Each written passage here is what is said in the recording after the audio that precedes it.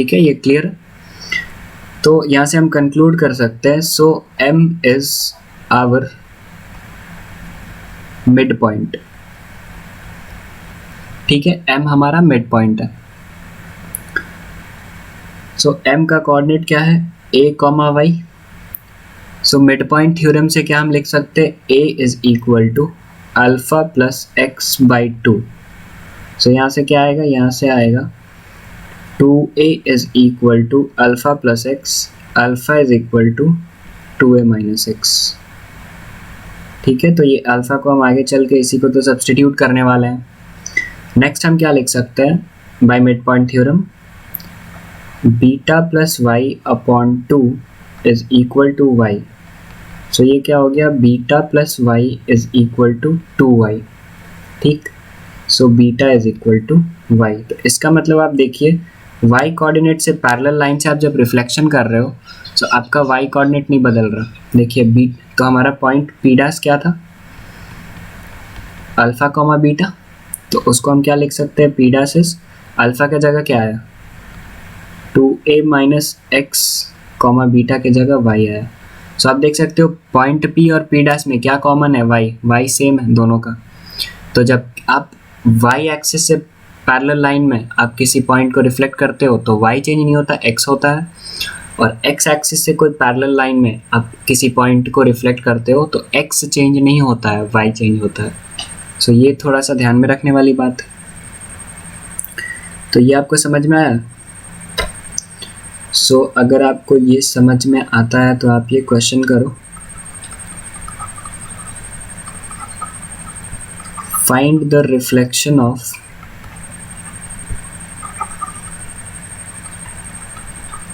Point 3,1 in the line x is equal to 2। ठीक है, सो आप देख सकते हो कोऑर्डिनेट्स बना के कि ये y हो गया, ये आपका x हो गया। ठीक है, हम लिख नहीं रहे, x y आप समझ गए। अब x is equal to 2 line कहाँ होगा, कहीं यहाँ पर होगा। तो यहाँ से एक स्ट्रेट पैरेलल लाइन है। ठीक है, और y एक्सिस और इसके डिस्टेंस को ही हम a बोलते हैं। तो a यहाँ पे कितना गिवन है, 2। सो अभी हमको पता है कि पॉइंट p जो 3,1 है, इसको अगर हम रिफ्लेक्ट कराते हैं in line x is equal to 2, so जो p डैश है वो क्या हो जाएगा, y सेम रहेगा, x चेंज होगा। तो x चेंज होगा कितना आता है 2a minus x comma y. So p dash is 2 into a कितना गिवन है 2 माइनस x कितना था 3 कॉमा y तो 1 ही रहेगा। सो p डैश कितना आया 2 to 4 माइनस 3 1 और 1। सो ये आपका आंसर हो गया। बात समझ में आया? अगर समझ में आया तो आगे बढ़ते हैं, नेक्स्ट क्वेश्चन करके बताइए। नेक्स्ट क्वेश्चन आपका है find the reflection of point -2, -3 in the line x is equal to -1। ये आप जल्दी से सॉल्व करिए। तो इसमें भी वही बात है, आपके पास एक पॉइंट है P जिसका कोऑर्डिनेट्स है -2, -3। इसको आपको क्या करवाना है, रिफ्लेक्ट किस लाइन में, in line x is equal to -1। तो x इज इक्वल टू -1 या फिर x is equal to something क्या होगा, एक हमेशा वो लाइन होगा जो कि y एक्सिस से पैरेलल होगा। ये चीज़ x एक्सिस से पैरेलल और y एक्सिस से पैरेलल हम लास्ट लेक्चर में समझा चुके हैं कि कैसे समझेंगे। x इज इक्वल टू 1 कौन सी लाइन है, और यहीं अगर लाइन पैरेलल टू x रहता सो वो y is equal to a form का होता है। ठीक, सो ये कितना हो जाएगा, p डैश हो जाएगा। अब y से पैरेलल लाइन में रिफ्लेक्ट कर रहे हैं तो y सेम रहेगा, लेकिन x चेंज होगा। तो x चेंज होकर कितना होता है 2a minus x comma Y, यही होता है ना। सो p dash is 2 into a कितना है, देखिए a की जगह यहाँ पर -1 लिखा हुआ है। सो 2 इंटू -1 माइनस x है -2, so that is -2 comma y कितना है -3। तो इसको सॉल्व कर लीजिए। p dash is 2 into -1 -2 -2 minus -2 मतलब -2 प्लस 2 दैट इज 0।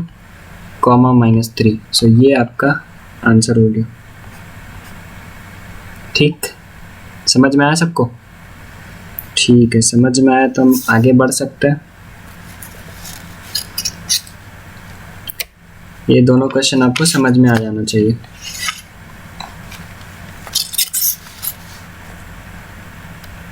अब ये दोनों अगर आपको समझ में आ गया, सो हम नेक्स्ट हेडिंग एक डालते हैं, नया चीज़ समझने की कोशिश करते हैं। बहुत छोटा सा चीज़ है। वो क्या है? वो है reflection of a point in a point. मतलब किसी एक पॉइंट का एक पॉइंट के थ्रू रिफ्लेक्शन। इसका मतलब समझ में आया? पहले हम बोलते थे reflection of a point through a line. So वहाँ लाइन को हम क्या ले लेते थे? मिरर ले लेते थे। यहाँ कोई कहीं पॉइंट रहता था। सो ऑब्जेक्ट से इमेज के डिस्टेंस को हम बोलते थे क्या? Object distance. और मिरर से इमेज के डिस्टेंस को हम क्या बोलते थे? Image distance. ठीक, तो सेम चीज़ अगर आपको बोल दिया कि आपके पास मिरर नहीं है, आपके पास एक पॉइंटेड मिरर है, मतलब समझो मिरर का बहुत छोटा सा टुकड़ा है, उसको हम एक पॉइंट ट्रीट कर सकते हैं, लेकिन है ये भी तो मिरर। सो ये भी सेम काम करेगा जो कि एक बड़ा मिरर काम करता है। अगर आप एक बड़ा सा मिरर लेके आओ और आपके पास एक छोटा मिरर है, दोनों तो भाई सेम काम करेगा। उसके लिए ये रूल तो बदलेगा नहीं, object distance is equal to image distance. So यहाँ पर भी लेट्स से आपके पास एक पॉइंट है m, इसको मिरर मान लेते हैं। इसी के थ्रू आपको एक पॉइंट का रिफ्लेक्शन दिखाना है। लेट्स से वो पॉइंट है p। सो ये पॉइंट p है, इसको आपको रिफ्लेक्ट कराना है इस मिरर से। तो जितना डिस्टेंस आगे ये ऑब्जेक्ट है, उतना ही डिस्टेंस पीछे इसका इमेज फॉर्म होगा। लेट्स से वो p डैश। सो आपको ये क्लियर दिखता है कि अगर ये x, y है और इसका इमेज का coordinate x dash, y dash है, सो ये m का जो कोऑर्डिनेट होगा, अब ये m दिख रहा बीच वाला पॉइंट, एकदम p और p डैश लाइन का बीच पे लाई करता है, सेंटर पे। तो अगर सेंटर पे लाई करता है तो हम मिड पॉइंट थ्योरम लगा सकते हैं।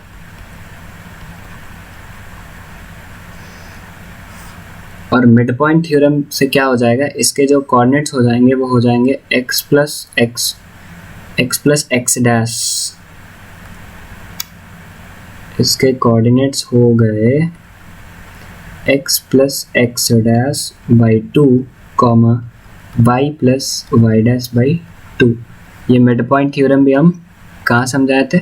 आगे फिर आएगा, लेकिन प्रीवियस लेक्चर में इसको हम समझा दिए थे कि काम चलने पर समझा दिए थे कि आपको इस चैप्टर में दिक्कत ना हो इससे रिलेटेड। ठीक, सो ये हो गया reflection of a point in a point.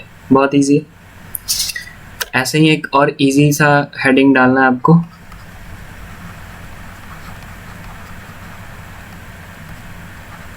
Reflection of a point in the origin. अब आपको समझ में आया क्या करना है? करना आपको ये है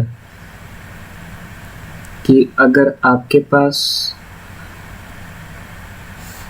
ऐसा कुछ आपके पास कोऑर्डिनेट एक्सिस है, that is y, this is your y dash, this is your x, this is your x dash. अगर लेट से आपके पास यहाँ पर कोई पॉइंट p है x, y, उसको आपको ओरिजिन के थ्रू रिफ्लेक्ट कराना है। किसके थ्रू? ओरिजिन के थ्रू। तो सेम यही काम करेगा reflection of a point in a point, क्योंकि ओरिजिन क्या है? खुद एक पॉइंट है। ओरिजिन क्या है? खुद एक पॉइंट है। ऐसा पॉइंट ट्रीट कर सकते हैं। सो अब पॉइंट के थ्रू आप रिफ्लेक्शन कराइए, या फिर एक प्लेन लाइन, या फिर एक प्लेन मिरर, या फिर शीशा, वही बात है। तो आप रिफ्लेक्शन कराइएगा तो हमेशा वो फॉलो होगा, ओबे होगा। Image distance is object distance. So जब पॉइंट है तो ओरिजिन के थ्रू जब कराना है तो ओरिजिन को शीशा मान लीजिए। तो इसका मतलब ये आपका ऑब्जेक्ट है, तो ये ऑब्जेक्ट डिस्टेंस हो गया। तो उतना ही पीछे आपका इमेज का ही फॉर्म होगा। लेट्स से ये p डैश है। अब आपको दिख रहा होगा कि ये डिस्टेंस परपेंडिकुलर इस पे और ये परपेंडिकुलर डिस्टेंस इस पे बाय सिमेट्री सेम है। ठीक, अब आपको ये भी दिख रहा होगा कि ये जो पॉइंट है ये फर्स्ट क्वाड्रेंट में था, मतलब x भी पॉजिटिव, y भी पॉजिटिव। और जो इसका रिफ्लेक्शन है वो चला गया थर्ड क्वाड्रेंट में, मतलब यहाँ x भी नेगेटिव y भी नेगेटिव। सो अब देख सकते हो कि ये डिस्टेंस अगर बराबर है तो y दोनों का सेम है, लेकिन इसका y पॉजिटिव साइड में उतना ही है, उतना ऊपर, और इसका y उतना ही नीचे। तो दोनों का y में क्या डिफरेंस रहेगा, एक माइनस साइन का। और x देख लीजिए, ये भी डिस्टेंस x है और ये भी डिस्टेंस x है, बस अंतर क्या है कि जो लेफ्ट वाला है वो माइनस x है, राइट वाला जो है वो प्लस x है। सो इसका जो कोऑर्डिनेट्स हो गया वो देख के बता सकते हैं, यहाँ से 0 से इतना ही डिस्टेंस आया है, x डिस्टेंस लेफ्ट आया है मतलब माइनस x, और y जितना ऊपर था उतना ही नीचे आया है, सो क्या हो गया माइनस y। तो ये नोट करने वाली बात है कि इन रिफ्लेक्शन थ्रू ऑरिजिन पहले क्या होता है, आपके पास कोई भी पॉइंट दिया हो, ऑरिजिन से रिफ्लेक्ट कराना, लेट से S है, इसका कोऑर्डिनेट्स है a, b, इसको आपको रिफ्लेक्ट कराना है ऑरिजिन से, तो इसका जो S डैश होगा उसके दोनों कोऑर्डिनेट्स का आप साइन चेंज कर दीजिए। अगर a प्लस है तो माइनस a कर दीजिए, b प्लस है तो माइनस b कर दीजिए, ठीक है। अगर a यहीं माइनस a रहता तो यहाँ प्लस a हो जाता, यहाँ माइनस b रहता तो प्लस b हो जाता। तो ऑरिजिन से रिफ्लेक्शन कराना बहुत आसान है, आपको बस कोऑर्डिनेट्स का साइन दोनों का उल्टा कर देना है। सो यहाँ पर लिख सकते हैं हम change the sign of x coordinate और चेंज द, और नहीं एंड, मतलब दोनों से करना है, change the sign of y coordinate. So ये दो चीज़ बस होता है रिफ्लेक्शन इन ऑरिजिन से, और कोई बड़ी बात इसमें नहीं है, ठीक। सो अगर आप ये भी आपको समझ में आ गया तो हम और आगे बढ़ सकते हैं, और आगे बढ़ते हैं तो हमारे पास क्वेश्चन आ जाता है। तो ये क्वेश्चन अगर आपको अटेम्प्ट करना है तो आप वीडियो पॉज करिए, ट्राई कर लीजिए इसको कि आपको समझ आ रहा है कि नहीं, फिर आप वीडियो प्ले करके आंसर देख लीजिए। सो इसको तो हम सॉल्व करने स्टार्ट कर देते हैं। So write down the coordinates of the image of the point when reflected in x axis. So आपके पास एक पॉइंट है 3, -2, इसको आपने क्या किया, reflected in x axis. So let's say इसका जो इमेज फॉर्म होगा वो p डैश होगा, उसका कोऑर्डिनेट क्या होगा। अब कोई भी पॉइंट x एक्सिस से रिफ्लेक्ट होता है तो क्या होता है, x सेम रहता है और y का साइन चेंज हो जाता है। तो ये रहा आपका पहला आंसर। सेकंड इसका पार्ट है रिफ्लेक्टेड इन y एक्सिस, मतलब जो सेम पॉइंट आपको दिया गया है क्वेश्चन में उसको आप इस बार रिफ्लेक्ट करा रहे हो y एक्सिस में। सो आपके पास इस बार जो p डैश बनेगा तो y में कराओगे तो क्या सेम रहेगा, y सेम रहेगा, x का साइन बदल जाएगा। y में कराओगे तो y सेम रहेगा, x का साइन बदल जाएगा, और x में कराओगे तो x सेम रहेगा, y का साइन बदल जाएगा। Simple basic. नेक्स्ट पार्ट इसका है reflected in x axis followed by reflection in y axis. So ये जो पॉइंट है 3, -2, इसको हम पहले रिफ्लेक्ट कराते हैं कहाँ, x एक्सिस में। सो x एक्सिस में इसको हम पहले भी रिफ्लेक्ट कराए थे तो क्या आया था 3, 2। अब इसी को हम क्या करते हैं, इसी पॉइंट को फिर से रिफ्लेक्ट कराते हैं कहाँ पे, इस बार नेक्स्ट स्टेप में y एक्सिस में। तो अब y एक्सिस में अगर कोई पॉइंट को रिफ्लेक्ट कराते हैं तो लेट्स से वो p डबल डैश आ जाएगा, तो वो कितना होगा, y में करा रहे हो तो y सेम होगा, x का साइन बदल जाएगा। सो ये -3, 2 हो गया, ठीक। अब फोर्थ में क्या है, रिफ्लेक्टेड इन ऑरिजिन, मतलब जो पॉइंट है 3, -2, इसको आप क्या कर रहे हो, रिफ्लेक्ट कर रहे हो कहाँ पे, ऑरिजिन में। सो ऑरिजिन में रिफ्लेक्शन से क्या होता है, दोनों कोऑर्डिनेट्स का साइन अपोजिट कर दीजिए। तो देखिए यहाँ पर +3 है तो यहाँ -3 हो जाएगा, और यहाँ -2 है तो यहाँ पे +2 हो जाएगा।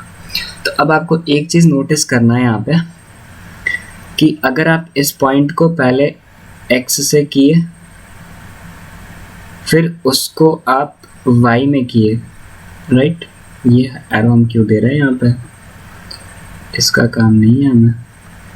हम बताना चाहते हैं कि इस पॉइंट को हम x से रिफ्लेक्ट किए तो ये आया, और उसी को हम फॉलोड बाय y रिफ्लेक्शन किए तो ये आया।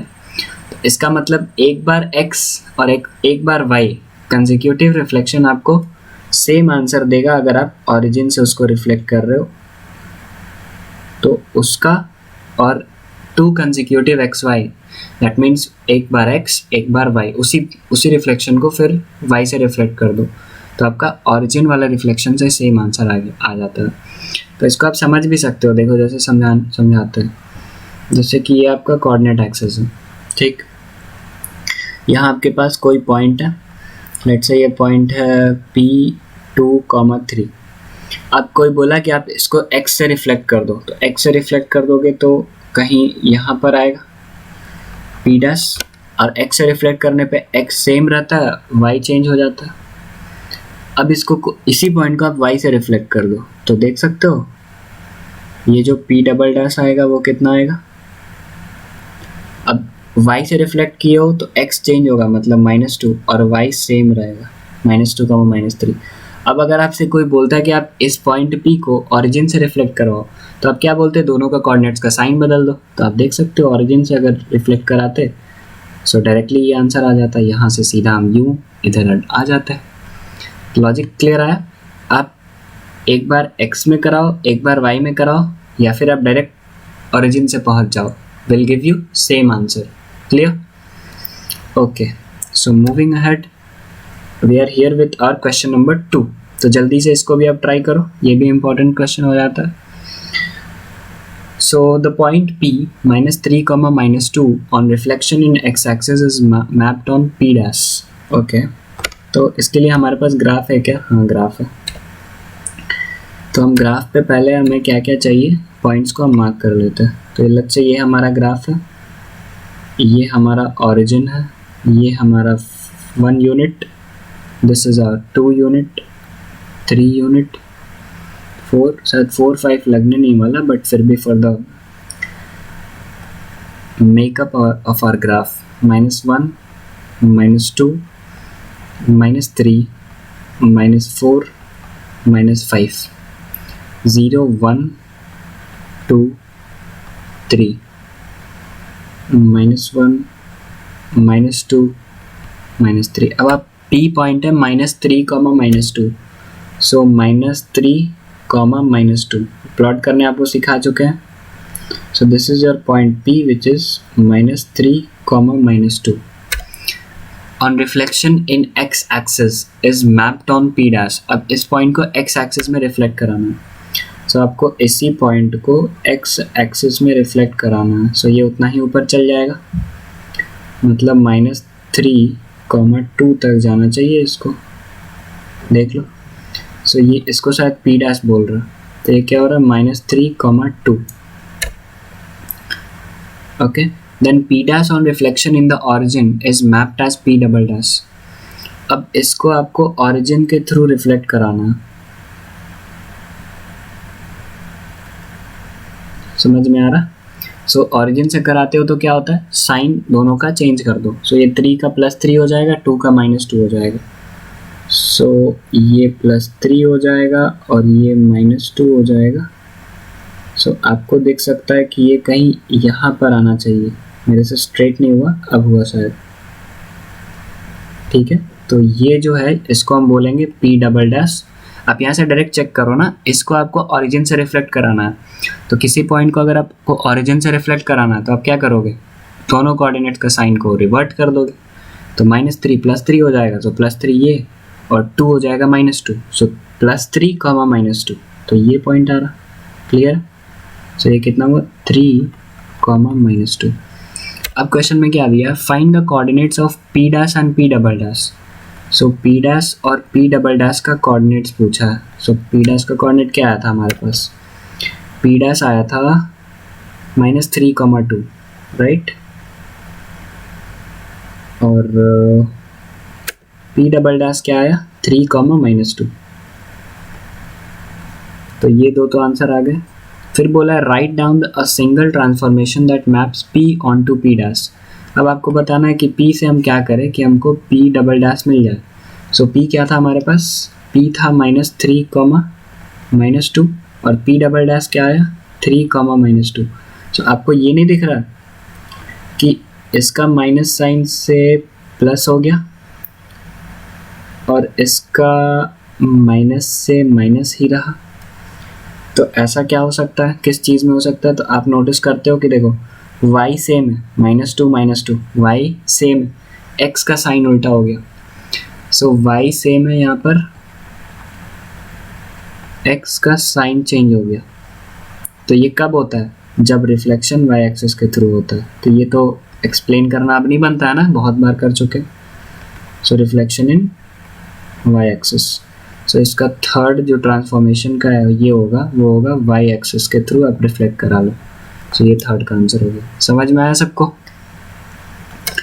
ओके, ये ग्राफ है, इसका ग्राफ आपको अच्छा लग रहा होगा क्योंकि बहुत ऐसा होता है ना कि लाइक ग्राफ वाले क्वेश्चंस हम इग्नोर कर देते हैं कि अरे यार ग्राफ शीट में करना है, चलो कर लेते हैं, रफ में करके हम फिर उसको पार कर लेते हैं। लेकिन मैंने सोचा कि फिर थोड़ा सा ग्राफिकली भी हम प्लॉट करना भी सिखा दें। और एक चीज़ आप यहाँ पर नोटिस कर सकते हो कि जैसे कि ये ग्राफ है, ठीक है, तो आपको वहाँ पर ये पूछता है इसका कि आप इसका यूनिट्स इस टू डिवीजन रेशियो कैसे लिए हो। तो कोई भी ग्राफ का क्वेश्चन जब भी आप करो, क्वेश्चन में मेंशन हो या ना हो, आप ये ज़रूर लिख दो। क्या लिखना है, देखो आपको थोड़ा सा यहाँ पे यूनिटरी मेथड से आप क्या बोलते हैं, यूटिलाइज करना, और क्या बोल सकते हैं। तो देखो ये 0 है, मानते हो, ये 1 है, तो ये 1 सेंटीमीटर भी हो सकता है, मिलीमीटर भी हो सकता है, मीटर भी हो सकता है, ठीक है, कुछ भी हो सकता है। देखो हम क्या करते हैं ना, जैसे कि मान लो कि हम गए कहीं पे, हमारा कहीं प्लॉट का मेजरमेंट हो रहा है। प्लॉट मतलब समझ रहे हो, ज़मीन मेजरमेंट। तो ज़मीन मेजरमेंट, तो ज़मीन तो आप कोई ख़रीदता है तो फिर उसको वो यूनिट होता है एकर्स। समझ में आया? 1 एकड़ है, 1.5 एकर्स है, या फिर सिंपल देसी भाषा में बोलो तो 1 कट्ठा है, 2 कट्ठा है।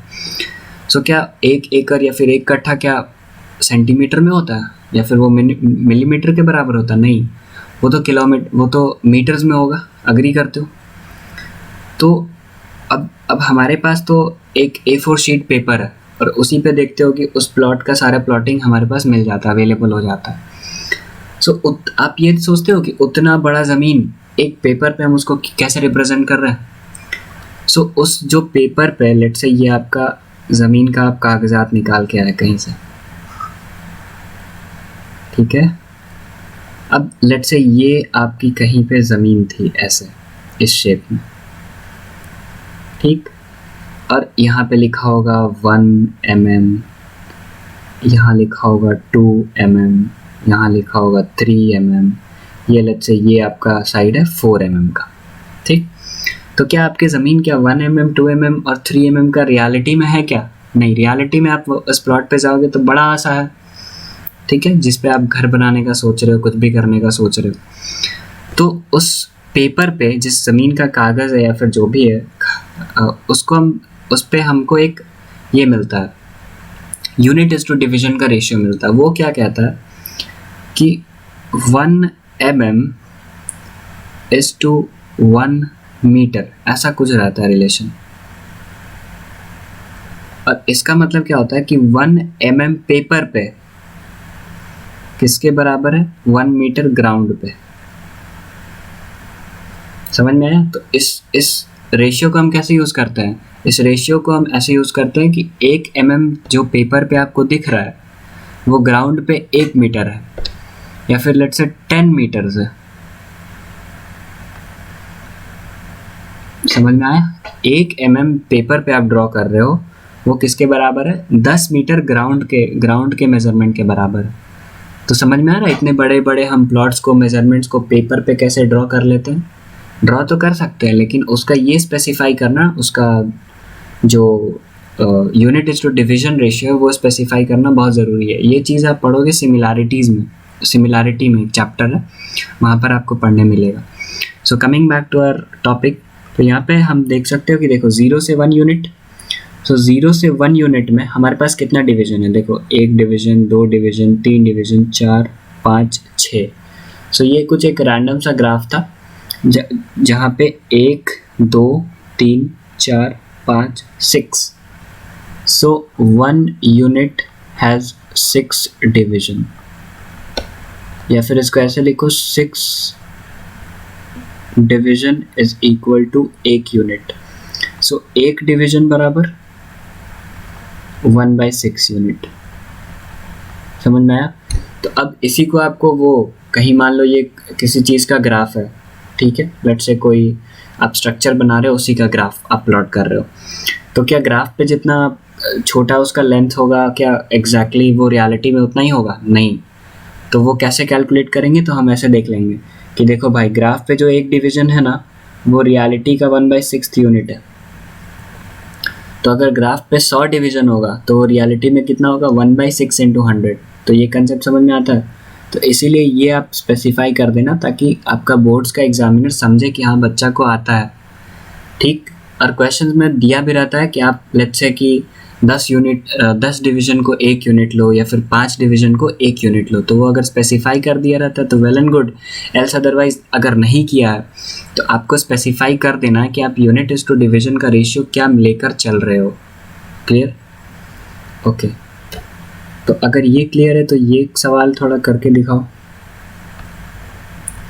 ये सवाल क्या कहता है कि एक पॉइंट P है 2,3 is reflected through which line to obtain the reflected point as P dash। अच्छा, so ये आपसे कुछ ऐसा कहने की कोशिश करता है। क्या कहने की कोशिश करता है? कि आपके पास एक तो पॉइंट है P 2,3, इसको हम कहीं तो कुछ कर रहे हैं, रिफ्लेक्ट कर रहे हैं, और हमें मिल रहा है P dash 2,-6। अब ये देखो रिफ्लेक्ट तो कर रहा है, रिफ्लेक्टेड, और रिफ्लेक्शन के लिए एक मिरर चाहिए, मतलब एक लाइन चाहिए। क्या वो एक्स एक्सिस है? तो अगर एक्स एक्सिस के थ्रू हम करते तो हमारा वाई चेंज होता और एक्स सेम रहता। तो एक्स तो सेम है 2, लेकिन वाई का साइन बस नहीं चेंज है, वाई का फिगर भी चेंज है, मतलब वैल्यू भी चेंज है, मतलब वो लाइन वाई एक्सिस नहीं है। और वो लाइन क्या है कैसे पता करेंगे? देखो एक्स यहाँ भी 2 है, यहाँ भी 2 है, तो ऑब्वियस सी बात है ये कुछ ऐसा सिनेरियो हुआ होगा। ये रहा आपका y, ये है आपका x। सो x सेम है, मतलब x सेम है मतलब लाइन कैसा होगा? वो लाइन कुछ ऐसा होगा। लेट्स से वो पॉइंट यहाँ पे था तो उसका रिफ्लेक्शन यहाँ पे लेट्स से आएगा, तो x देखो यहाँ का भी सेम है, और y देखो साइन जस्ट चेंज नहीं हुआ। अगर साइन जस्ट चेंज होता तो वो लाइन बस x एक्सेस हो जाता, लेकिन y का वैल्यू में भी चेंज है, यहाँ 3 है, यहाँ -6 है। तो इसका मतलब कि कोई लाइन है parallel to x axis. So parallel to x axis line का parallel to x axis line को कैसे रिप्रेजेंट करता है? y = a से, है ना? सो अगर अब क्वेश्चन क्या बन गया कि पॉइंट P है 2,3, इसको आप रिफ्लेक्ट किए हो y = a से। सो जो P डैश बनता है, सो x तो सेम रहता है और y क्या हो जाता है? y हो जाता है 2a - y, ठीक। ये वही चीज़ है, आप पीछे जाके देख सकते हो। This is nothing but reflection of a point through a line parallel to x axis. ये हम समझा चुके हैं ऑलरेडी, तो उसी का बस अभी हम एप्लीकेशन पढ़ रहे हैं क्वेश्चन में कैसे आ सकता है। अब आप देख सकते हो कि ये P डैश पॉइंट तो आपको दिया हुआ है, क्या दिया हुआ है? 2,-6। इसका मतलब x तो 2 है, तो दिख रहा है कि हाँ ये 2 है, तो यहाँ भी 2 दिया हुआ है, ओके। और 2a - y क्या होता है? इसको कंपेयर करेंगे तो -6। सो 2a = y - 6, और ये y क्या होता है? ये y होता है y coordinate of the point given initially. So y coordinate क्या है? 3 है, सो यहाँ पे 3 पुट कर देंगे। सो 2a = 3 - 6। सो a कितना आ गया? a आ गया आपका -3/2। सो जो इसका आंसर होगा वो होगा y = a था, और a का वैल्यू हम कितना ला दी, -3/2। सो ये एक इम्पॉर्टेंट क्वेश्चन है, समझ में आना चाहिए जनता को। अगर इसमें आपको दिक्कत महसूस हो रहा है मतलब आप समझे नहीं हो reflection of a point through a line parallel to y axis and x axis, उस चीज़ को आप फिर से प्ले करके फिर से समझो, ठीक है, बहुत सिंपल है। चलो अगर समझ में आ रहा है तो नेक्स्ट क्वेश्चन करो। अब ये क्वेश्चन क्या कहता है, ये भी सिमिलर है। द पॉइंट s, कोई तो एक पॉइंट है s -2, -3 is reflected in which line. अब इसको भी किसी, अब देखो ये आपको मतलब गेस तो कर सकते हो कि देखो -3 है, y सेम है और x का जस्ट साइन ही चेंज हुआ है, x का वैल्यू भी चेंज हुआ है, तो वो y एक्सिस नहीं होगा, वो ज़रूर कोई y से पैरेलल लाइन होगा। सो लेट्स से उस लाइन को हम कुछ बोलते हैं, लेकिन s डैश जो हमारे पास आया वो -6, -3 आया। तो देखो y सेम है, तो ऐसा कब होता है कि y सेम रह जाए और x चेंज होता है, तो वो लाइन होता है आपका parallel to y axis line. और याद करो यहाँ डिस्टेंस को हम a बोलते थे और इस लाइन का इक्वेशन को हम क्या लिखते थे, इस लाइन पे कहीं भी आप टहलो x का वैल्यू चेंज नहीं होगा। मतलब अगर यहाँ पे x a है तो इस लाइन पे कहीं भी मॉर्निंग वॉक करने आप निकल जाओ, इस लाइन पे x a ही रहने वाला है, तो इसका इक्वेशन हो जाता है x = a। So let's say हम x = a लाइन से रिफ्लेक्ट किए और हमको ये मिला। तो अगर हमको लेट्स से ये पता नहीं रहता ये चीज़, इसको हाइड कर दो, इसको कर दो हाइड, तो आप क्या लिखते हैं कि s डैश जो है वो क्या होगा, तो इससे y से पैरेलल लाइन में हम रिफ्लेक्शन कर रहे हैं तो x चेंज होगा, y सेम रहेगा, तो x चेंज होके क्या होता है 2a - x होता है ना, और y सेम रह जाता है। सो s डैश 2a, a हमको पता नहीं है, माइनस x पता है, x क्या होता है, जो ओरिजिनल x है मतलब इनिशियल पॉइंट का जो x कोऑर्डिनेट है वो कितना है -2। सो यहाँ लिख देंगे -2, y तो वही सेम है -3। सो अब आप देख लो ये 2a + 2 का वैल्यू आपको दिया है, क्योंकि s डैश यहाँ भी है और s डैश हम अपना जनरल भी निकाल रहे हैं। सो इस s डैश का जो x है वो कुछ यूँ आ रहा है और जो x डैश दिया हुआ उसका x है -6, तो इक्वेट कर देंगे। सो 2a = -8, a = -4। सो आंसर हो जाएगा आपका x = -4 ना, x = -4। सो ये रहा आपका आंसर। तो ये समझ में आया सबको? समझ में आया तो चलिए ये एक आप देख सकते हो कि अब हम बोर्ड्स का क्वेश्चन भी कर सकते हैं। हम सब कुछ पढ़ाई हो चुका है, अब क्वेश्चंस हम बिल्कुल बेफिक्र होकर कर सकते हैं। सो ये है ICSE 2006 का में आया हुआ क्वेश्चन। ये क्वेश्चन क्या बोलता है आप देखिए, the points A 2,3, B 4,5 and C इतना are the vertices of triangle. सबसे पहले आपको क्या करना है, ग्राफ पे इसको प्लॉट कर लेना ABC को। सो A कितना है 2,3।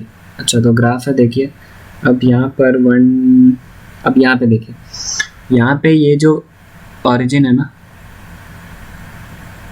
सो ऑरिजिन से जस्ट हम 1 2 3 4 5 यूनिट मतलब 5 डिवीजन दूर ही हम 1 यूनिट ले रहे हैं, ठीक है। तो ये आपका ऑरिजिन था, ये हो गया 1, ये हो गया 2, ये हो गया 3, ये हो गया 4, ये हो गया 5 6 7 8 9 10। तो यहाँ पे फिर आपको वो सब लिखना पड़ेगा, लिख के दिखाएंगे लास्ट में कि unit is to division ratio हम क्या लिए, लेकिन पहले प्लॉट कर लेते हैं। -1 -2 -3 -4 -5 -6 -7 -8 -9 एंड -10। ऐसे ही ऊपर y कर लेते हैं 1 2 3 4 5 6 -1, -2, -3, -4, -5, -6, -7, -8। अब पॉइंट्स प्लॉट करते जाइए। A 2,3, so A is 2,3, so colour change कर लेते हैं। सो जो आपका A आया है वो कितना है, 2,3। A है आपका 2,3, तो ये हो गया आपका A, जिसका कोऑर्डिनेट है 2,3। अब आपका B कितना है, B है आपका 4,5, 4,5, तो यहाँ पे B है आपका। C है आपका 7,2, सो 7,2, 1, 2, ये रहा आपका C 7,2। अब देखिए आपको क्या दिया हुआ है, आपको दिया हुआ है right down the coordinates of A1, B1, C1 if triangle A1, B1, C1 is the image of triangle ABC when reflected in the origin। अच्छा, सो ये जो ट्राइंगल दिया हुआ है आपके पास, ये जो ट्राइंगल फॉर्म हुआ, अच्छा ये ऐसे इसको अगर आप ज्वाइन कर देते हो तो आपको दिख रहा होगा कि आपके पास एक बढ़िया सा ट्राइंगल आ रहा है। ठीक, अब इसी ट्राइंगल के कोऑर्डिनेट्स को आपको ओरिजिन से रिफ्लेक्ट कर देना है। सो अगर इस पॉइंट को आप ओरिजिन से करते हो 2,3 को, तो ओरिजिन से रिफ्लेक्शन में क्या होता है, दोनों कोऑर्डिनेट्स का साइन रिवर्ट हो जाता है, मतलब उल्टा हो जाता है। तो इसका हो जाएगा -2, -3, मतलब -2, -3, तो ये हो जाएगा आपका A'। ठीक, B 4,5, तो उसका -4, -5, सो -4, -5, ये हो जाएगा आपका B'। C है 7,2, तो इसका क्या हो जाएगा, -7, -2, सो -7, -2, ये हो गया आपका C'। समझ में आया क्या? तो आपको क्या लिखना, right down the coordinates of A1, B1 and C1। सो पहला का आंसर आपका कुछ ऐसा होगा, A1 का कोऑर्डिनेट लिख दीजिए, B1 का कोऑर्डिनेट्स लिख दीजिए और C1 का कोऑर्डिनेट्स लिख दीजिए। सो A1 का कोऑर्डिनेट कितना आया, तो आपको दिख रहा होगा A1 का आया, लिख लीजिए -2, -3, B1 का कितना आया, -4, -5, C1 का कितना आया, -7, -2। बेसिकली ओरिजिन से रिफ्लेक्शन था, तो इसको लिख लेते हैं आंसर के लिए, -2, -3, B1 है -4, -5, C1 है -7, -2। ठीक, पहला आंसर आ गया। सेकेंड क्वेश्चन पूछता है, right down the coordinates of A2, B2, C2 if triangle A2, B2, C2 is image of triangle ABC when reflected in x axis. अच्छा, तो A2, B2, C2 क्या है, रिफ्लेक्शन है ABC का x axis में। Okay, सो ये रहा आपका ABC, इसका रिफ्लेक्शन है A2, B2, C2 x axis में। सो x एक्सिस मतलब ये एक्सिस, सो x एक्सिस में रिफ्लेक्शन तो आसान है ना, यहाँ से सीधा आप नीचे आओगे, उतना ही नीचे जितना ऊपर थे। सो 2,3, तो ये 2, -3 हो जाएगा, और इस पॉइंट को क्या बोलना है, A2। ये आपको यहाँ से आप नीचे आ जाओ, उतना ही नीचे आना ना, क्योंकि x एक्सिस से वो मिरर वाला कंसेप्ट फिर, तो -4, -5, सो यहाँ आ जाएगा आपके पास B2, और C कितना है, 7,2, तो ये हो जाएगा 7, -2, तो ये हो गया आपका C2। पूछा क्या है, right down the coordinates of A2, B2, C2, तो A2, B2, C2 का कोऑर्डिनेट्स लिख दीजिए, कौन सी बड़ी बात है।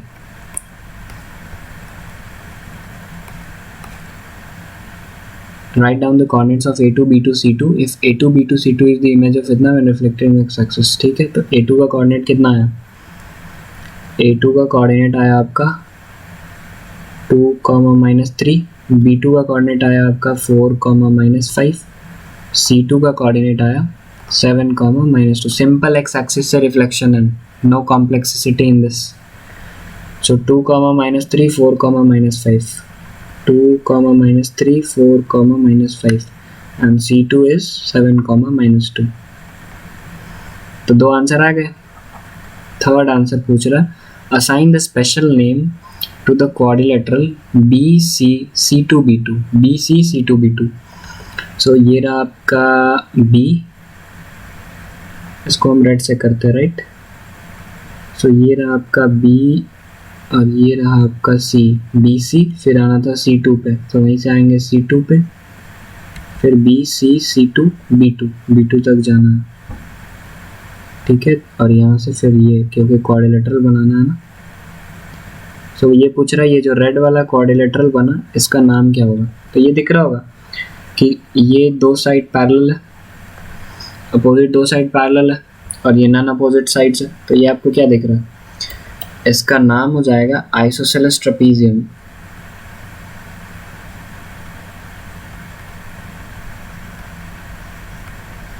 तो ये थर्ड का आंसर है and find its area. Okay, so isosceles क्यों बोले, क्योंकि ये जो नॉन पैरेलल साइड्स है ना, ये साइड्स और ये साइड, ये देखो ये तो दोनों पैरेलल साइड्स हो गए, ये दोनों नॉन पैरेलल हो गए, ये तो नॉन पैरेलल साइड्स हो गए. तो इन्हीं को हम लेग्स बोलते हैं, लेग्स ऑफ ट्रेपीजियम. सो अगर लेग्स ऑफ ट्रेपीजियम मतलब नॉन पैरेलल साइड्स अगर बराबर होते हैं, तो देखो ये दोनों साइड बराबर ही है, क्योंकि ये B का रिफ्लेक्शन यहाँ B2 है, ये C का C2 है, तो यहाँ भी दोनों का डिस्टेंस सेम, यहाँ भी दोनों का डिस्टेंस सेम.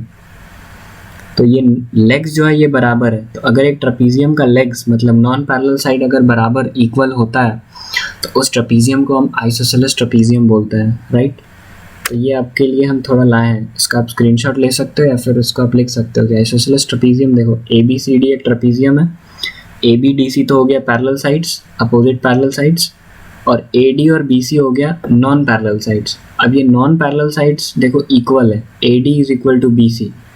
सो नॉन पैरेलल साइड जिसको लेग भी बोलते हैं देखो वो बराबर है. अगर ऐसा है तो ट्रेपीजियम को हम आइसोसेलेस ट्रेपीजियम बोलेंगे. और एरिया क्या हो जाता है ट्रेपीजियम का, half into distance between the two parallel sides into sum of parallel sides, मतलब AB plus DC. So area यहाँ भी हम निकाल लेते हैं. तो इस ट्रेपीजियम का जो एरिया हो जाएगा वो कितना हो जाएगा, हाफ इनटू, अब देख सकते हो फॉर्मूला आपको याद होना चाहिए, distance between two parallel side जिसको हम यहाँ पर H बोल रहे हैं, और वो H है पैरेलल साइड्स के बीच की परपेंडिकुलर दूरी. तो देख सकते हो आप यहाँ पर ये दोनों पैरेलल साइड के बीच का परपेंडिकुलर डिस्टेंस ये हो जाएगा पक्का. तो ये डिस्टेंस कितना है, दोनों का x कोऑर्डिनेट माइनस कर दो, यहाँ x 4 है यहाँ 7 है, तो 7 - 4 3. So half into 3 into sum of opposite parallel sides आता है ना फॉर्मूला में, sum of opposite parallel sides. तो ये अपोजिट पैरेलल साइड्स इनका सम कितना है, तो ये देखो ये x से 4 ऊपर ये 4 नीचे, तो ये टोटल डिस्टेंस 8, और ये 2 ऊपर 2 नीचे, तो 2 2 4 मतलब 8 + 4 राइट 12. तो ये कितना हुआ 1/2 × 3 × 12. सो 2 6 जा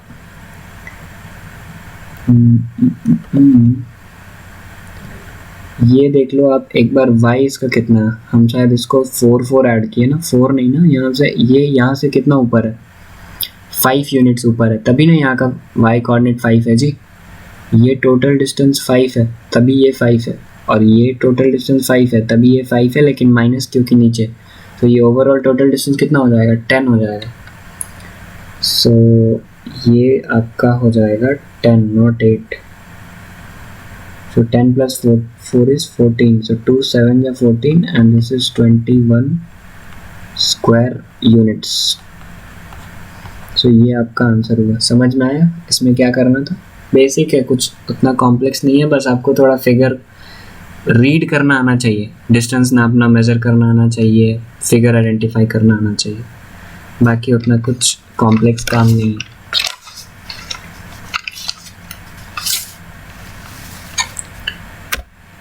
नेक्स्ट हम आ जाते हैं अपने क्वेश्चन 4 पे। तो क्वेश्चन 4 बोलता है use a graph paper for this question. Take, देखिए यहाँ पे स्पेसिफाई कर दिया ना, take 10 division, small division is equal to 1 unit. मतलब एक, आप 0 से जो 1 लिखोगे 1 यूनिट, उसके बीच में जो डिवीजन होने चाहिए वो 10 होने चाहिए। दिखा रहे कैसे, P and Q have coordinate axes 0 and 5। चलो इसको प्लॉट करते हैं।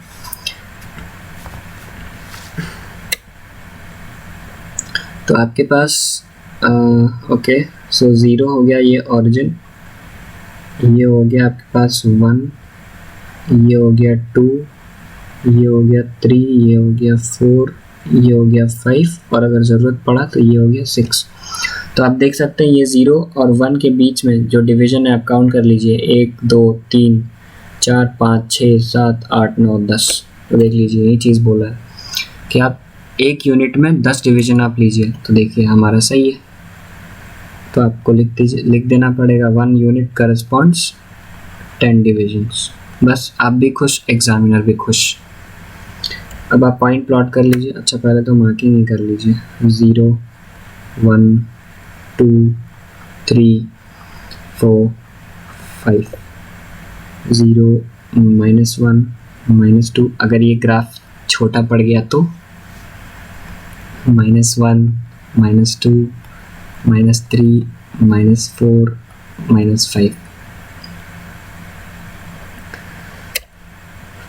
आप प्लॉट करना है आपको P एंड Q। P है 0,5, सो रेड कर लेते हैं कलर। P जो है 0,5। ओह भाई साहब, P आपका सीधा यहाँ पे, ये है आपका P 0,5 एंड Q है -2,4 -2,4। तो वो कुछ यहाँ है, Q है आपका -2,4। पूछा क्या है, ग्राफ ऐसे आपको उतना बनाना नहीं पड़ेगा, लेकिन हम आपको समझा दिए एक बार ताकि आपको प्लॉटिंग क्लियर हो जाए और ये यूनिट इज टू डिवीजन लिखना आपको आसान लगे, क्योंकि इससे बहुत बच्चे समझते हैं अरे ये क्या है, अरे कुछ नहीं है, आपको बस स्पेसिफाई करना है कि आप जो प्लॉट कर रहे हो उसका रेशियो क्या है, कितने यूनिट में आप कितने डिवीजन रखे हो, उसी को बस लिख देना होता है। तो देखिए आपसे पहला सोल्यूशन क्या पूछा है, P is invariant when reflected in an x axis. तो याद करो हम इनवेरिएंट पॉइंट पढ़े हैं, मतलब P को अगर हम रिफ्लेक्ट करते हैं, P कितना है 0,5, तो इनवेरिएंट है मतलब 0,5 ही आता है इन एन एक्सिस। कोई तो एक्सिस से हम इसको रिफ्लेक्ट कर रहे हैं, नेम द एक्सिस। सो यहाँ से यहाँ आने में कौन से एक्सिस से हम P को रिफ्लेक्ट करें ताकि वो 0,5 ही रह जाए, तभी तो इनवेरिएंट बोलेंगे। सो ऐसा क्या होगा जिसमें 0,5 ही रह जाए, चेक करो। तो देख लो, एक तो आप देख सकते हो कि यहाँ भी 5 है, यहाँ भी 5 है, तो y सेम है। अब 0 यहाँ 0 है, यहाँ -0 है, क्या फ़र्क है, कोई दिक्कत नहीं है। 0 इज इक्वल टू -0, क्योंकि ओरिजिन पे ही 0 है ना, तो आप तो उतना टेंडिंग टू 0 अभी पढ़ते नहीं हो, तो आपके लिए 0 और -0 सेम चीज़ है। तो ऐसा एक एक्सिस बताओ जिसमें y सेम रहता है। सो y सेम रहता है, वो कौन सा एक्सिस हो गया, सो वो आपके पास हो गया y एक्सिस। तो पहला का आंसर हो गया y एक्सिस। अब कोई पूछेगा कि देखो भाई यहाँ तो 0 है, ये भी 0 है, तो x में भी सेम रहता। अरे भाई x में सेम रहता तो y चेंज करना पड़ेगा, देखो y चेंज नहीं है, तो y को सेम रखो ना यार, और x को चेंज करो, क्योंकि 0 और -0 में हमें कोई अंतर नहीं दिखता है, तो हमें वो ज़्यादा बेटर लग रहा। ठीक, नंबर सेकंड पे आते हैं। Find the image of Q on reflection in the axis found in 1. Okay, so Q का इमेज निकालना है। Q क्या है -2,4। इसको हम रिफ्लेक्ट करा रहे हैं कहाँ पे, इसको हम रिफ्लेक्ट करा रहे हैं in the axis found in 1, मतलब 1 में क्या निकाले हम, y एक्सिस। सो इसको y में करेंगे तो क्या होगा, y सेम रहेगा और x बदल जाएगा, तो x -2 से 2 हो गया, y 4 हो गया। तो ये रहा सेकंड का आंसर। थर्ड क्या पूछता है आपसे, 0,a on reflection in the origin is invariant. अच्छा, तो 0,k जो पॉइंट है उसको हम रिफ्लेक्ट करते हैं कहाँ से, ऑरिजिन से, तो वो इनवेरिएंट है। इनवेरिएंट मतलब कि वो बदला नहीं है, वो 0, k ही है। तो किसी भी चीज़ को हम ऑरिजिन से रिफ्लेक्ट करते हैं तो साइन माइनस हो जाता है, तो मतलब 0 तो -0, तो चलो 0 तो समझ में नहीं आया क्योंकि 0 है, यहाँ भी 0 है, तो कौन सा प्लस है कौन सा माइनस है वो हमें नहीं समझ में आता। हमारे लिए +0 -0 सेम है। और के को तो माइनस होना चाहिए ना, क्योंकि ऑरिजिन से करते हैं तो दोनों के कोऑर्डिनेट्स के साइन को हम रिवर्ट कर देते हैं, तो के को माइनस के होना चाहिए, लेकिन यहाँ पर +k ही है, राइट। तो अब वो क्या हो सकता है, आपसे पूछा है कि के ऐसा कौन सा पॉइंट हो सकता है, मतलब वाई एक्सिस पे कौन सा ऐसा पॉइंट है जिसको आप ऑरिजिन से रिफ्लेक्ट कराओगे। आप ये बताओ, वाई एक्सिस पे आपको कौन सा ऐसा पॉइंट मिल रहा है जिसको आप ऑरिजिन से रिफ्लेक्ट कराओगे तो वो वाई ही रहेगा। अब आप देख लो, 1 लेके देख लो, 1 को अगर आप ऑरिजिन से करा रहे हो तो ये -1 आएगा, 2 को आप करा रहे हो तो -2 आएगा, 3 को करा रहे हो तो -3 आएगा, लेकिन 0 को आप कराओ 0 ही रहेगा। इसका मतलब ये k पक्का 0 होगा और कुछ नहीं हो सकता। So this k has to be 0, क्योंकि और कुछ होता k तो वो यहाँ -k हो जाता, और इनवेरिएंट फिर हम उसको नहीं कहते, ठीक। वैसे ही नंबर 4 आपसे पूछा है, write the coordinates of the image of q obtained by reflecting it in the origin followed by, okay, so right the coordinates of image of q। So q को हम यहाँ पे रिफ्लेक्ट कर रहे हैं, q क्या है -2, 4, इसको हम पहले रिफ्लेक्ट कर रहे हैं ऑरिजिन से। सो ऑरिजिन से रिफ्लेक्शन तो सबसे आसान है भाई, सो q डैश, दोनों का साइन अपोजिट कर दो, सो 2, -4, और इसके बाद followed by reflecting it in x axis, फिर इसको आप रिफ्लेक्ट करो किस कौन सा एक्सिस में, x एक्सिस में। सो अब इसको आप x एक्सिस में रिफ्लेक्ट कर रहे हो, सो x से में रिफ्लेक्शन से क्या होगा, let's say q double dash होगा, x सेम रहेगा, y चेंज हो जाएगा। सो 2, 4 is your answer for the sub part 4th question. तो ये आपको समझ में आया, बहुत बढ़िया क्वेश्चन था, और ये आप देख लो बोर्ड्स में आया था, मतलब बोर्ड्स में ऐसे ही क्वेश्चन आएंगे 4 मार्क्स के इस चैप्टर से, क्योंकि देखो 4 पार्ट है, हर पार्ट का 1-1 मार्किंग स्कीम। तो ये क्वेश्चन बढ़िया है, ये क्वेश्चन बढ़िया है, देखो PYQ है, ये भी PYQ है, तो आपको एक आइडिया हो जाना चाहिए, और इससे अलग, इससे डिफ़िकल्टी लेवल कुछ बढ़ नहीं सकता। आपसे प्लॉटिंग करके ही आपको जो दिखता है वही पूछ सकता है, ज़्यादा कुछ नहीं होगा इस चैप्टर में। और ज़्यादा आपको थोड़ा दिमाग लगाना तो ये आसान देना तो ये दे देगा, इस टाइप का क्वेश्चन दे देगा। तो ये अपना चलता है बोर्ड्स में भी और आपके प्री मॉक, मॉक और सेमेस्टर में भी।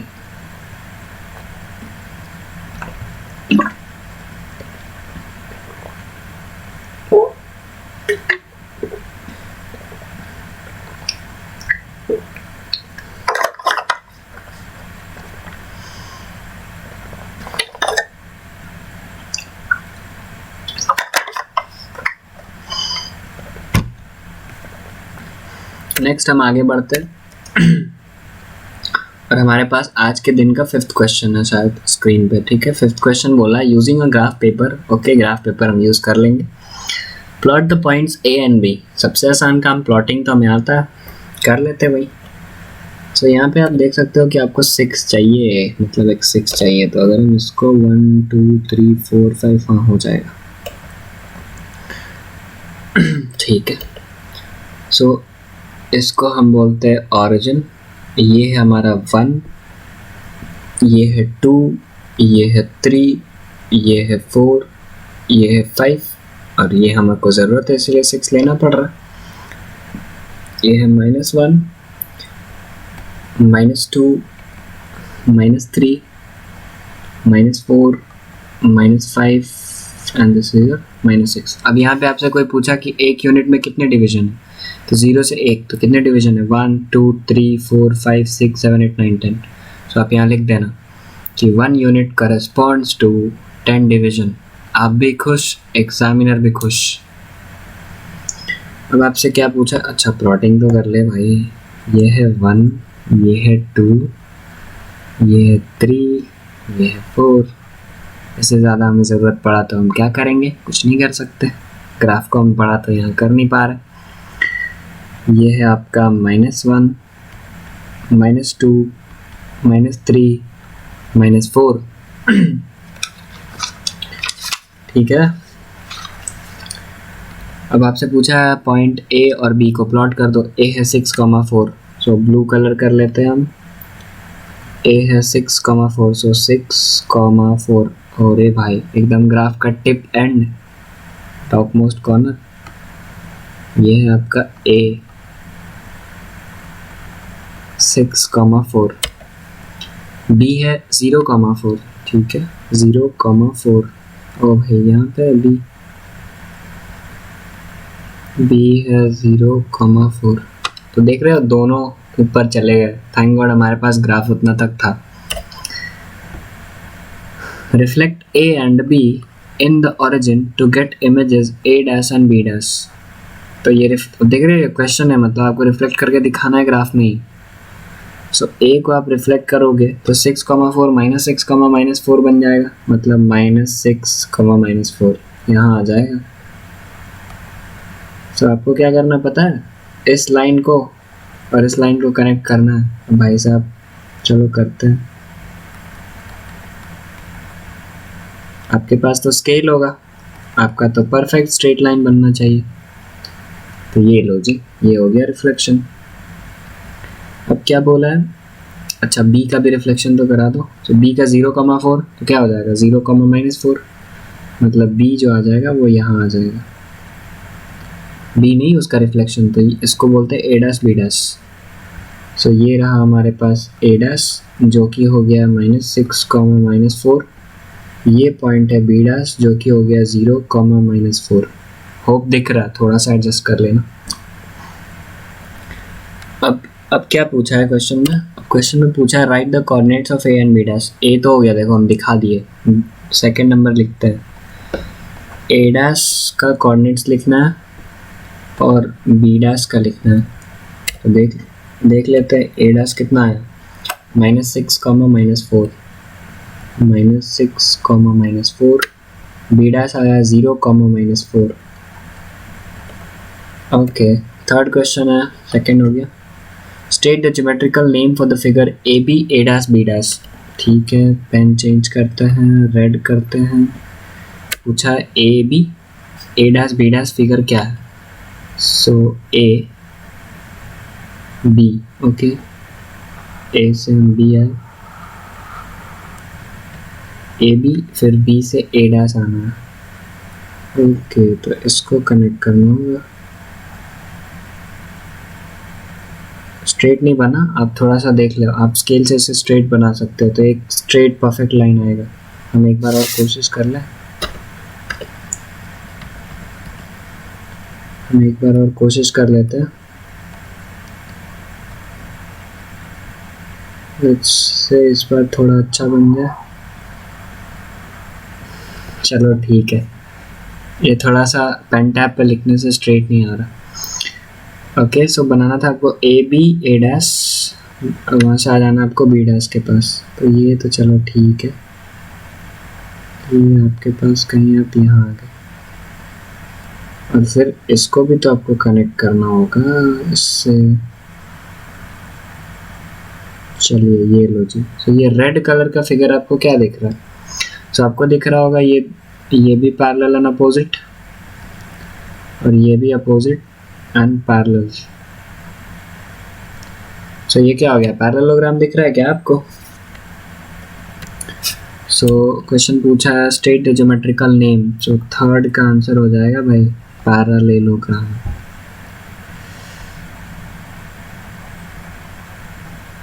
फोर्थ में पूछा है पेरीमीटर। अब वो कैसे निकालेंगे देखते चलो। तो पेरीमीटर में मतलब ये साइड का, देखो आपको दिखा देते हैं हाइलाइटर से। पेरीमीटर मतलब length of this side plus length of this side plus length of this side plus length of this side, मतलब सरकमफेरेंस निकालना है बेसिकली। तो ये साइड का डिस्टेंस आपको पता है कितना होगा, ये साइड का डिस्टेंस तो होगा आपको, ये 0 है ये 6 है, तो ये साइड 6 हो गया। वैसे ही ये 0 है, x यहाँ पे x 6 है, तो ये 6 हो गया, तो ये तो 6 हो गए। अब ये दोनों साइड इक्वल एंड पैरेलल है, और लेकिन ये कितना होंगे हम कैसे निकालेंगे। तो देख सकते हो कि यहाँ पे आपको एक ट्राइंगल दिख रहा होगा, ए dash B dash B, A dash B dash B. ये ट्राइंगल दिख रहा है, हाइलाइटर आप देख लो। तो इस ट्राइंगल में आप पाइथागोरस लगा के आप इस हाइपोटेनस को नहीं निकाल सकते हो? बिल्कुल निकाल सकते हो। चलिए निकाल लेते हैं। हम लिखते हैं पहले, ठीक है, पेरीमीटर तो हम निकालेंगे लेकिन calculations in triangle A dash B B dash by Pythagoras, ये क्या हो जाएगा? ये हाइपोटेनस का square is equal to altitude plus base का स्क्वायर। सो ऑल्टीट्यूड आपको दिख रहा है ये कितना हो जाएगा? ये 0 से यहाँ ऊपर कितना तक? 4 तक। फिर ये 0 से कितना तक? 4 तक। तो ये तो 8 हो गया। और ये कितना हो गया था? 0 से 6 तक, तो ये 6 हो गया था। ठीक है ना, यही है ना, 6 और 8। तो एच स्क्वायर क्या हो जाएगा? एच स्क्वायर हो जाएगा बेस का स्क्वायर प्लस हाइट का स्क्वायर। सो ये हाइपोटेनस स्क्वायर, बेस कितना है आपके पास? 6, तो मतलब 6 6 है 36, प्लस हाइट कितना है आपके पास? 8, मतलब 8 8 जा 64। सो ये आ गया 100। सो h आ गया आपके पास 10, मतलब ये आपके पास आ गया h इज इक्वल टू 10। तो ये 10, तो ये भी 10। अब ये 10, तो पेरीमीटर क्या हो जाएगा? 6 plus 10 plus 6 plus 10। So perimeter is 6 plus 10 plus 6 plus 10। So 10 10 20 26 32 units. ये हो गया आंसर। सो ये भी आपका क्वेश्चन, ऐसा आपको क्वेश्चन आपके बोर्ड्स में दिख सकता है, आपके सेमेस्टर में यही सब आ सकता है। आपका अगर स्कूल में प्री मॉक होता है तो वो वहाँ भी यही सब क्वेश्चन आ सकते हैं। ठीक है, तो ये हो गया हमारा क्वेश्चन नंबर 5।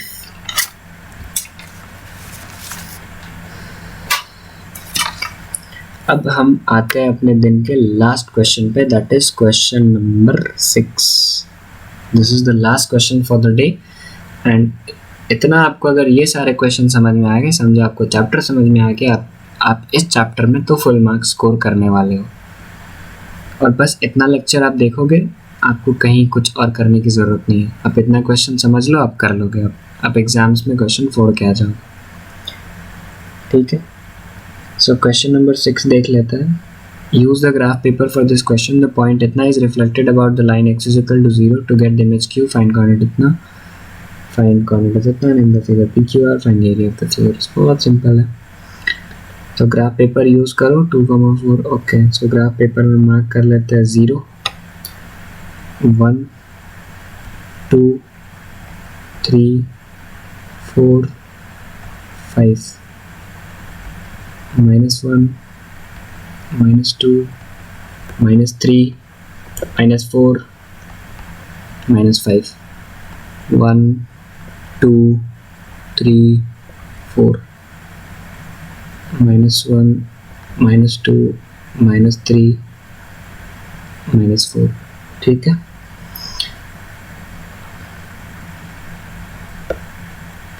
अब आप प्लॉट कर लो point P2, -4।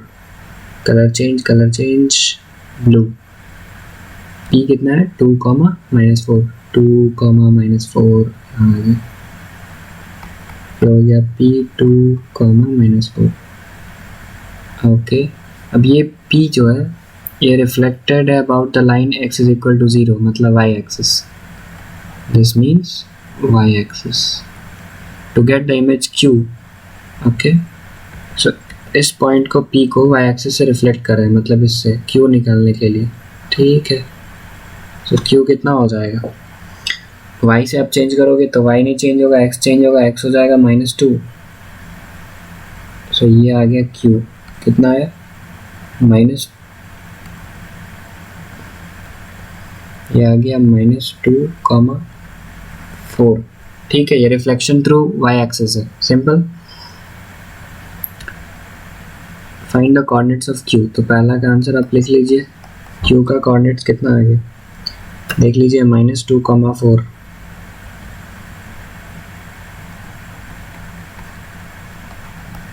Second, point Q is reflected about the line y is equal to 0, मतलब x axis. To get the image R, अब इसको x में रिफ्लेक्ट कर दीजिए, तो ये सीधा दिख रहा है, ऊपर चला जाएगा। x में रिफ्लेक्ट कर रहे हो मतलब x सेम होगा, तो x कितना है -2, y 4 था, यहाँ -4 हो जाएगा, सॉरी यहाँ y -4 होगा ना।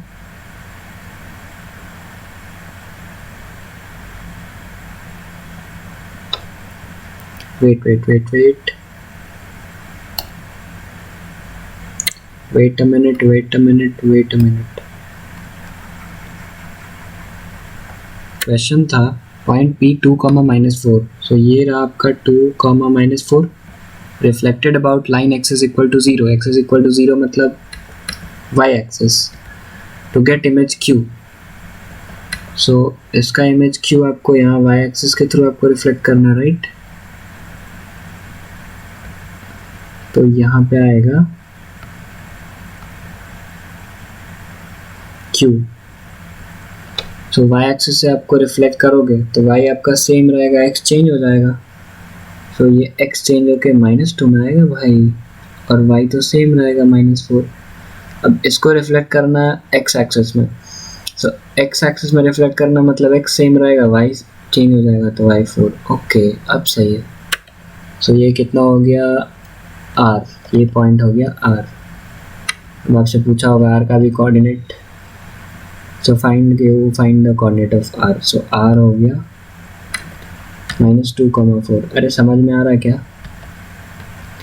अच्छा, q कितना हो गया -2, -4, ठीक। अब सही है, चेक कर लो एक बार, कुछ नहीं है, p प्लॉट किए, यहाँ पे रिफ्लेक्ट किया उसको y एक्सिस में, फिर इसको रिफ्लेक्ट किया x एक्सिस में, तो ये बेसिकली y एक्सिस और x एक्सिस का ये है रिफ्लेक्शन है। अब याद करो, हम बोले थे कि अगर x और y में लगातार दोनों से हम अगर रिफ्लेक्ट करते हैं तो that is same like reflecting in origin, मतलब आप एक बार x से करके फिर एक बार y से करते हो, तो वो आप वहीं पे पहुंच गए जहाँ पे आप पहुंचते हैं ऑरिजिन से रिफ्लेक्ट करा के। तो आपसे पूछा होगा नेम द फिगर PQR, सो देखो PQR, अब ये क्या ही है, तो देखो ये P और Q स्ट्रेट जाएंगे ऑरिजिन से होके,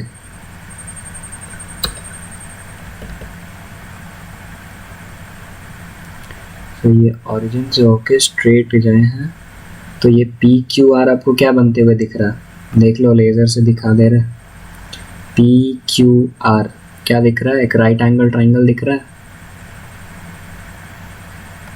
सो फिगर PQR मतलब थर्ड का आंसर हो गया राइट एंगल्ड ट्राइंगल। अब 4 एरिया निकाल लो, सो एरिया क्या होता है ट्राइंगल का, राइट एंगल का, half into base into height, half into base कितना है इस ट्राइंगल का, इस ट्राइंगल का बेस अगर आप देखो तो बेस है यहाँ से Q से P तक, और ये राइट एंगल्ड है, ये लाइन डॉटेड बना है, इसको आप कंटिन्यूस लाइन बना लेना अपने पेपर में।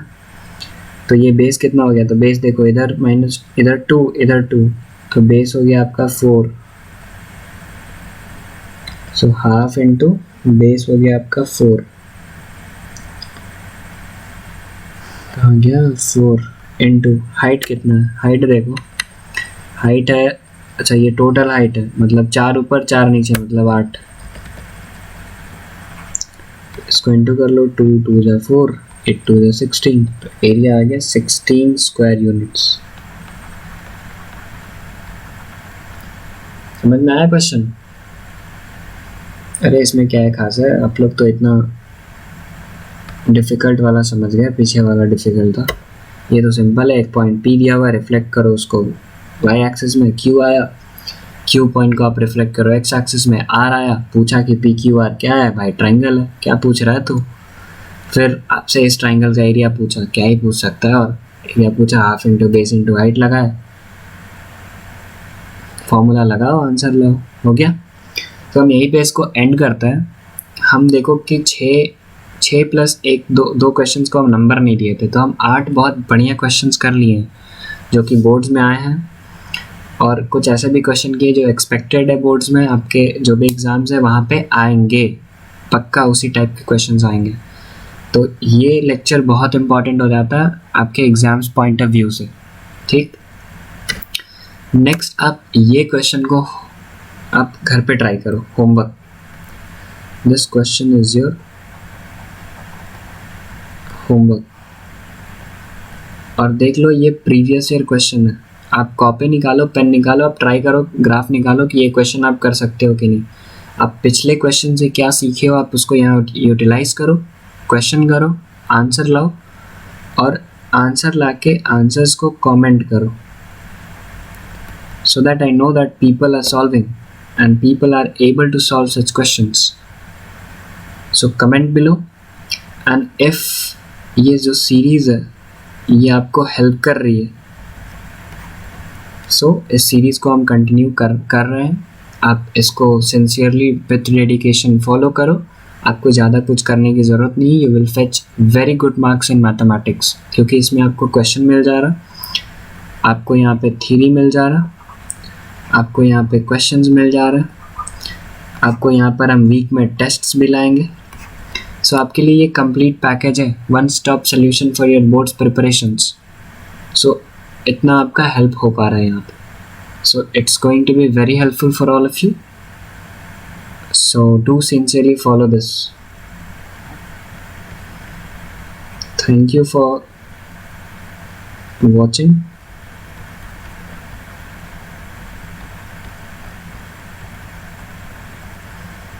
and stay tuned. All the best, study hard, do good.